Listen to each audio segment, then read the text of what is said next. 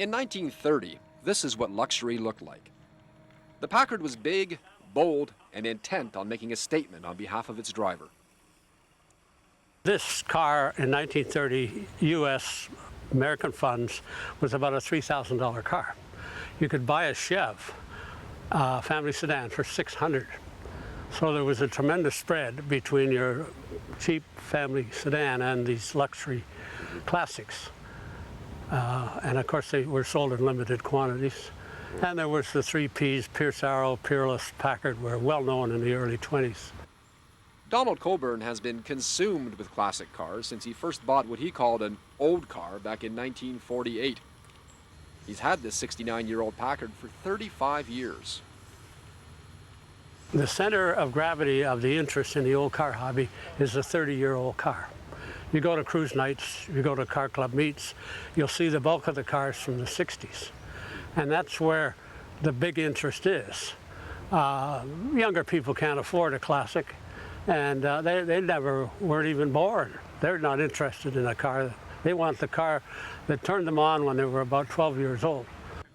If you take a guy, the car he favors he's going to buy or has bought, and add 12 years to it, you got his age. This is called a 733. Like Packard didn't have year numbers. They went into production from August to August. So I could call this a 31 if I wanted to, or a 30. And it's a 7 series, which means it falls in that period. And then of course 733 means it's a 133-inch wheelbase. The bigger ones were 745, 740. This is the lighter before the remote lighters were available. And then it has a map light, and then a full instrumentation. And then it has an automatic lubricator.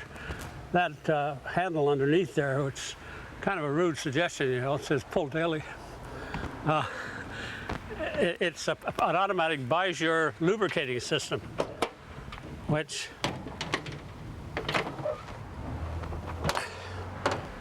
I opened the wrong side, but way in the back is an oil reservoir, and then that hand is a piston that drives fairly light oil to 48 chassis points. So you get a grease job while you're underway. This is a vacuum tank. It did it for the fuel supply. The vacuum sucks the gas from the tank into here, and it comes out the bottom to the carburetor. And I have an option where I throw a switch and I can get an electric fuel pump to kick in, because I can outrun that on a hot day going up a hill. So I save myself that way.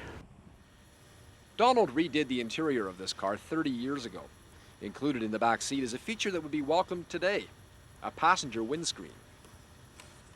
You've ridden in the back of a convertible at 50 miles an hour. You can't talk, you can't see.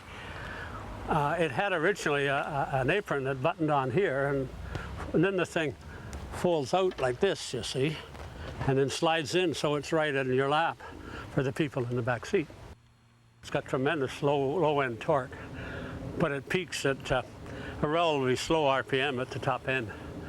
But in the day when this was new, there weren't that many roads you could go at elevated speeds for a lengthy period.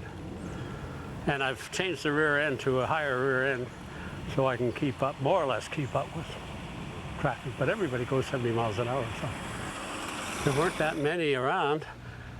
This one is the only one of its type that I know of still in Ontario.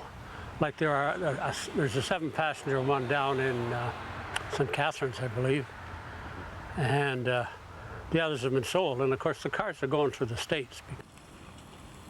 But alas, all good things must come to an end. Packard barely survived the Depression and eventually died for good in 1958. They died because they were relatively a small independent. They didn't have a broad range of cars to offer. And they fell behind in the design race. They didn't get a V8 in early. They didn't get an automatic transmission in early. So they just couldn't compete with the big three. The Packard may be dead, but thanks to people like Donald Coburn, the memory of this classic will live on forever.